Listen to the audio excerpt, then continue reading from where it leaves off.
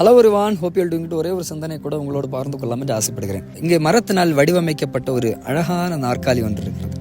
யாராவது ரொம்ப களைத்து போய் சோர்ந்து போய் வராங்கன்னா அவங்க வந்து கொஞ்சம் அப்படியே உட்கார்ந்து ரெஸ்ட் எடுப்பதற்கு, இளைப்பாறுவதற்கு இந்த நாற்காலி ஒரு பிரயோஜனமாக மாறுகிறது, ஒரு ஆசீர்வாதமாக மாறுகிறது.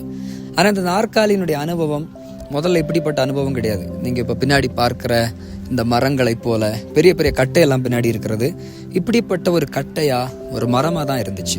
ஆனால் அந்த மரங்களும் கட்டைகளும் வெட்டப்பட்டு, உடைக்கப்பட வேண்டிய இடங்கள் எல்லாம் உடைக்கப்பட்டு, செதுக்கப்பட வேண்டிய இடங்கள் எல்லாம் செதுக்கப்பட்டு, பல ப்ராசஸ்க்கு அப்புறம் தான் இப்படிப்பட்ட ஒரு அழகான வடிவமைக்கப்பட்ட பிரயோஜனமுள்ள ஒரு நாற்காலி வெளியே வந்தது. அதே போல தான் நம்ம வாழ்க்கையிலும் இன்றைக்கு ஆண்டவர் சில இடங்களை நம்மளை உடைக்கிறார், செதுக்குகிறார், சீர்படுத்துகிறார். இதெல்லாம் எதற்கென்று கேட்டால் நம்முடைய துன்பத்திற்காக அல்ல, நம்மை வேதனைப்படுத்துவதற்காக அல்ல, மாறாக களைத்து போய் வருகிற, சோர்ந்து போய் வருகிற யாரோ ஒருவருக்கு நம்மளுடைய வாழ்க்கை ஒரு ஆசீர்வாதமாக மாறும்படியாக தான் ஆண்டவர் இன்றைக்கு நம்மளை அழகாக மாற்றுவதற்காக உடைத்து சீர்படுத்தி வடிவமைத்து கொண்டு இருக்கிறார். அதனால சோர்ந்து போகாதீங்க, கலங்கி போகாதீங்க.